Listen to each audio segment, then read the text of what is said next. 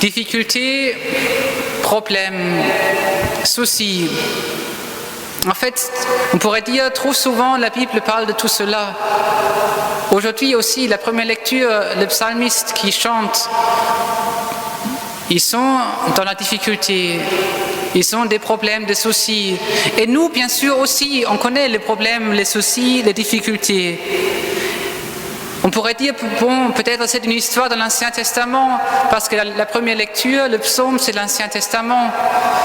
Mais même Jésus, en fait, à la fin de son sermon sur la montagne, on peut dire c'est la charte de sa loi. Qu'est-ce qu'il nous annonce? Une tempête, pas le beau temps, mais la tempête. Et en plus, il nous dit, en fait, on va nous persécuter. Soucis, problèmes, difficultés.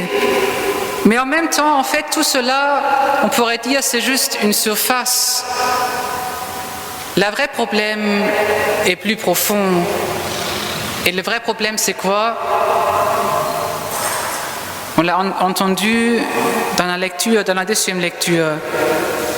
Tout au début, frères, nous savons que par un seul homme, le péché est entré dans le monde et que par le péché est venue la mort. Et ainsi la mort est passée en tous les hommes, étant donné que tous ont péché.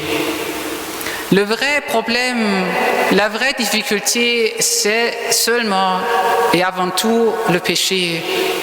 Le péché de se détourner de Dieu, de dire en fait moi seul je peux tout faire, je n'ai pas besoin de Dieu. Et ce péché qui est toujours lié à un certain orgueil, au moins un tout petit peu, c'est aussi là dans notre propre cœur. Et en fait, ce qui est intéressant quand on regarde la Bible, quand on regarde notre propre vie, le péché, c'est toujours aussi lié à une sorte d'accusation des autres. Voyez, premier péché, Adam et Ève qui ont péché. Dieu qui vient, qui demande à Adam, qu'est-ce qui s'est passé?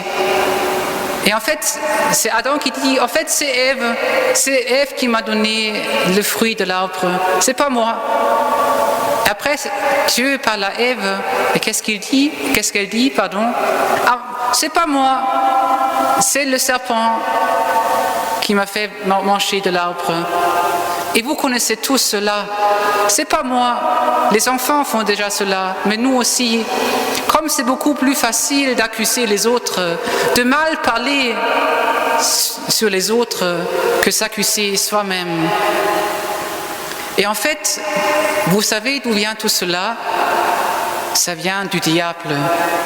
Le diable, dans l'Apocalypse, est appelé l'accusateur. En fait, c'est le diable qui nous accuse devant Dieu et qui nous fait aussi accuser les autres. Et ça va jusqu'au point que l'homme accuse Dieu. L'homme qui dit en fait, c'est Dieu qui est à la racine de tous nos problèmes, de toutes nos difficultés. C'est Dieu qui est coupable. Et en fait, bien sûr, c'est pas vrai. Mais pour nous rassurer, pour nous montrer que c'est pas vrai, que la racine du problème est auprès de nous, Dieu même est venu, Jésus-Christ, pour nous sauver. Et en fait, lui seul est venu pour nous sauver de tout cela. Voyez, de nouveau, nos difficultés, nos problèmes, nos soucis de tous les jours, c'est pas le vrai problème. Le vrai problème, c'est le péché. Et la bonne nouvelle, Jésus nous a sauvés de tout cela. Par le baptême, le péché originel est enlevé. Ça n'existe plus. C'est juste à nous de vivre aussi de cette grâce, de croire à cet amour infini de Dieu, de se dire, oui, je suis purifié. Ce n'est plus la peine d'accuser les autres, d'accuser Dieu. Je suis purifié. Jésus est venu, et c'est aussi Saint Paul qui nous dit cela. Là où le péché est grand, la grâce est encore plus abondante. Dites-vous toujours cela. La grâce est plus forte que le péché. La grâce est plus forte que le péché. Et en fait, c'est à nous, dans notre vie de tous les jours, de poser des actes de foi. Parce qu'en fait, cet accusateur, le diable, quand on est baptisé, quelquefois, il se tourne même contre nous-mêmes. Peut-être vous le connaissez. Quelquefois, vous avez peut-être aussi des voix dans votre cœur qui disent, ou vous-même qui vous disiez à vous, en fait, je suis nul, je suis rien, je ne vaux rien. Qu'est-ce que je suis? Qu'est-ce que vaut ma prière? Vous connaissez cela. Là aussi, le diable qui agit, qui veut nous mépriser, qui veut que nous restions petits. Et là, à ce point-là, c'est à nous de dire, Seigneur, je crois à ton amour, je crois à ta miséricorde, je crois à ton pardon. Et pour nous rassurer, il y a l'évangile d'aujourd'hui. Les cheveux de votre tête sont tous comptés. Les cheveux de votre tête sont tous comptés. Tu ne peux même pas imaginer jusqu'à quel point Dieu s'intéresse à chaque toute petite partie, à chaque tout petit moment de ta vie. Dieu s'intéresse à tout. Dieu s'intéresse à toute ta vie et il s'occupe de toi. Et de nouveau, c'est notre grande blessure. Depuis ce premier péché, l'homme qui doute. Est-ce que Dieu s'occupe vraiment de moi? Est-ce qu'il m'aime vraiment? Est-ce qu'il n'est pas loin? Et Jésus, toujours de nouveau, il dit, je suis là, je suis auprès de vous. N'ayez pas peur, je viens auprès de vous pour vous sauver, pour vous aider. C'est ça la bonne nouvelle du Christ. Alors concrètement, comment vivre cela? Je l'ai déjà dit, première chose, quand le doute arrive, quand je veux accuser d'autres personnes ou je veux accuser Dieu, je pose un acte de foi. Dieu, je crois à ton amour. Dieu, tu es là, tu t'occupes de moi. Ça peut être une toute petite pensée sur le moment. Ce sont aussi, deuxième point, ces toute petite prière de 5 secondes, 10 secondes. Et en fait, je me suis même rendu compte, ces toute petite prière de 5 secondes, c'est liturgique. C'est comme à la messe. Au début de la messe, le prêtre vous invite de vous préparer à la messe. Préparons-nous à la célébration de cette Eucharistie en reconnaissant que nous sommes pécheurs.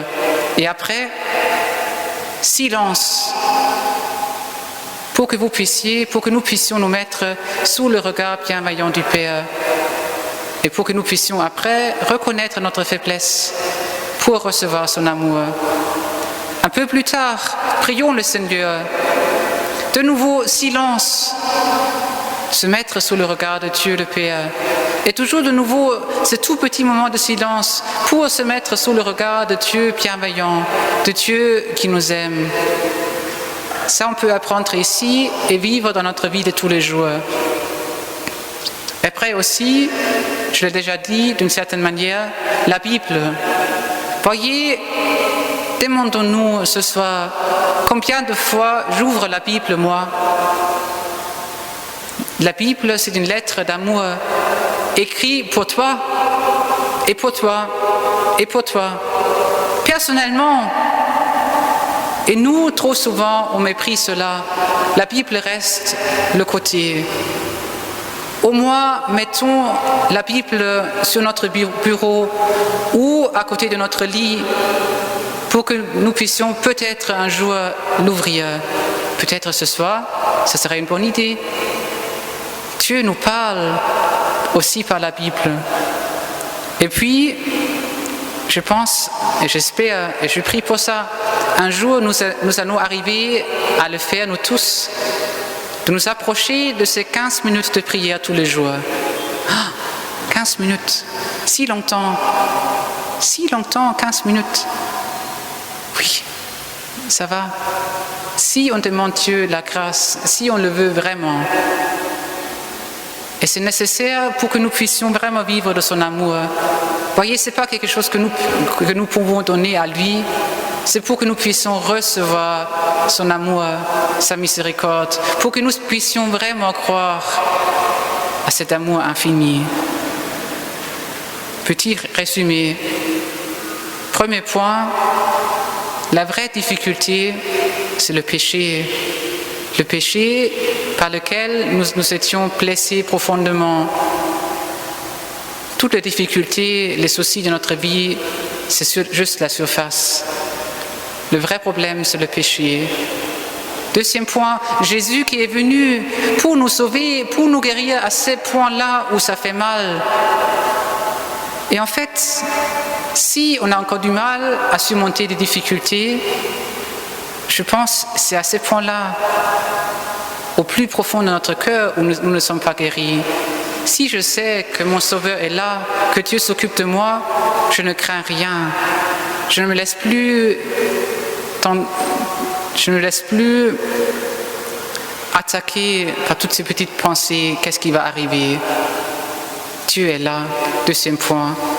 Et troisième point, concrètement, vivre de cet amour, se mettre sous le regard bienveillant du Père, prendre quelques petits instants. Seigneur, tu es là, tu t'occupes de moi, je crois. 5 secondes, 10 secondes de prière, se mettre sous le regard bienveillant de Dieu, la Bible, et puis la couronne, je dirais, s'approcher de ces 15 minutes de prière tous les jours. Commencer avec 5 minutes, et plus tard peut-être 10, et un jour 15. Dieu nous aime.